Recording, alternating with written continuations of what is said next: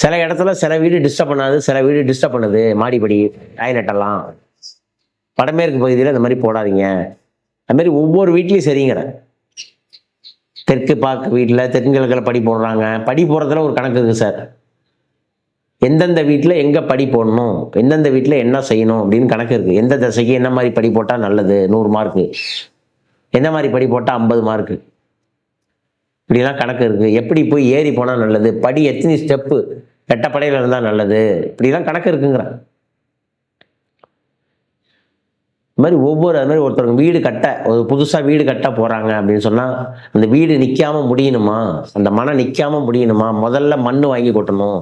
ஆற்று மணல் கொண்டாந்து முதல்ல வைக்கணும் வீட்டில்.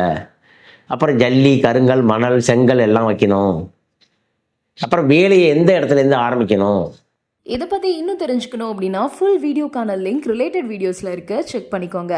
அதுக்கு பேர் பூமி பூஜைன்னு பேர்.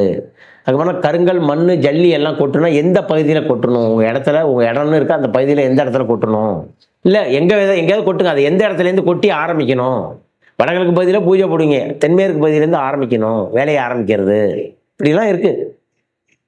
முதல்ல வேலை ஆரம்பிக்கிற போது தெற்கையும் மேற்கையும் ஆரம்பிக்கணும் வேலையை, வடக்கையும் கிழக்கையும், அப்புறம் பின்னாடி தான் கடைசியாக வேலையை முடிக்கணும். இப்படிலாம் இருந்தால் அந்த வீடு நிற்காது.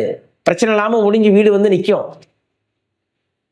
ஆரம்பிக்கும் போதே வடக்கையும் மேற்கே ஆரம்பிச்சு கிழக்க ஆரம்பிச்சு போடும்போது நின்று சார் பேஸ்மெண்ட்டை போட்டால் நின்றுடுச்சு சார், பேஸ்மெண்ட்டை போட்டு மேலே ஒட்டிட்டேன் சார், 2 நாள் மட்டும் வந்துருச்சு ஒட்டிட்டேன் சார், அதுக்கப்புறம் என்னால் ஒட்ட முடியல, பூச முடியல, அப்படியே கிடக்கு சார் 15 வருஷம் 20 வருஷம். இதெல்லாம் காரணம் தாங்கிறேன். 2வது குழி பொருத்தம் சரியில்லாமல் இருக்கும், நீள அளவுகள் தப்பாக போட்டிருக்காங்க. ரொம்ப முக்கியம் குழி பொருத்தம். ஒருத்தவங்களுடைய வீட்டில் வாஸ்துவில் குழி பொருத்தம் ரொம்ப முக்கியம். எல்லாரும் காலண்டரில் பார்க்குறாங்க 22க்கு 56, 56 உத்தமம், எதிரிகளை வெல்லும் சக்தி உண்டு அப்படின்னு காலண்டரில் போட்டிருக்காங்க. உண்மைதான். 56ஆம் நம்பர் பலனுக்கு, அளவுகளுக்கு எதிரிகளை வெல்லும் சக்தி உண்டு. 22ஆம் நம்பர் பலனுக்கு நன்மையே. நான் இல்லைன்னா சொல்கிறேன். இந்த 22க்கு 56 மூல மையம், அதாவது பிரம்மஸ்தானம்னு ஒன்று இருக்குது. அந்த வீட்டுக்கு பிரம்மஸ்தானம், இப்போ நம்ம உடம்புக்கு பிரம்மஸ்தானம் எது, தொப்புள் கொடி. அது மாதிரி வீட்டுக்கு பிரம்மஸ்தானம்னு ஒன்று இருக்குது. அந்த பிரம்மஸ்தானம் படி நீங்கள் வாஸ்து முறைப்படி அளந்து வீடு கட்டிட்டீங்கன்னா நீங்கள் வாழ்க்கையில் ஜெயிச்சிடுவீங்க.